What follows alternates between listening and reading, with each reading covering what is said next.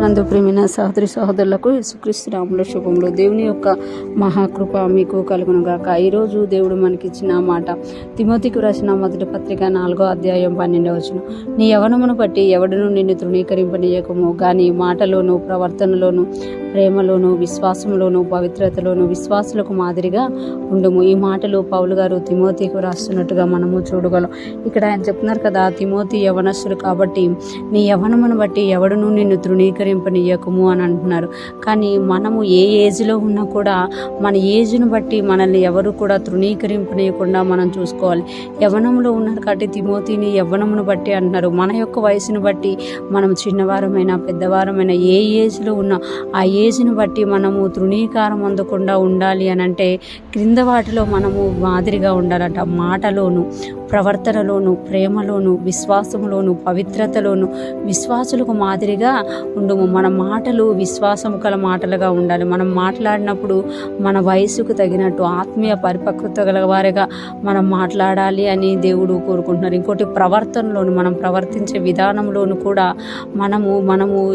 మన యొక్క వయసును బట్టి తృణీకరింపబడకుండా మన ప్రవర్తన ఉండాలి అని చెప్తున్నారు. ప్రేమ చూపించడంలో మనం మాదిరిగా ఉండాలి. విశ్వాసములోను విశ్వాసం కలిగిన వారిగా మనం ఉండాలి అని, పవిత్రతలోను పరిశుద్ధతలోను కూడా మనం ఎవరికి మాదిరిగా ఉండాలి అంటే మన ముందున్న విశ్వాసులకు మాదిరిగా ఉండాలట.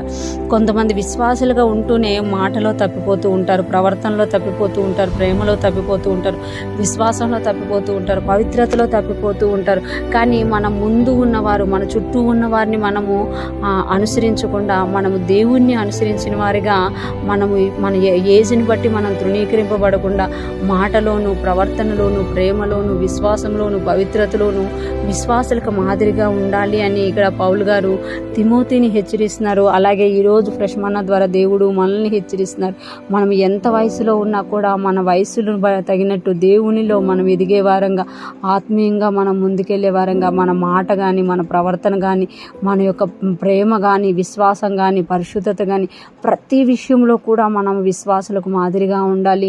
అలాగే దేవునికి మహిమకరంగా మనము ఉండాలి. ఈరోజు ఫ్రెష్ మన్నా వింటున్న ప్రతి ఒక్కరము కూడా పౌలు గారు చెప్పినట్టుగా మనం వీటన్నిటిలోనూ విశ్వాసులకు మాదిరిగా ఉంటూ దేవునికి మహిమకరంగా జీవించేటట్టు దేవుని కృప మనందరికీ కలుగునుగాక. అలాగే మనం ఎప్పుడైతే వీటి విషయంలో మాటలోను ప్రవర్తనలోను ప్రేమలోను విశ్వాసములోను పవిత్రతలోను మాదిరిగా ఉంటామో అనేక మందిని దేవుని వైపు త్రిప్పే వారంగా మనము ఉంటాము. ఈరోజు ఫ్రెష్ మన్నా వింటున్న ప్రతి ఒక్కరం కూడా ఈ అన్ని విషయాల్లో కూడా మాదిరిగా ఉంటూ దేవునిని అనుసరించే వారంగా దేవునికి మహిమ తెచ్చే వారంగా ఉందుము గాక. ఆయన కృపలో మనము ముందుకు సాగిపోదుము గాక. ఆమేన్.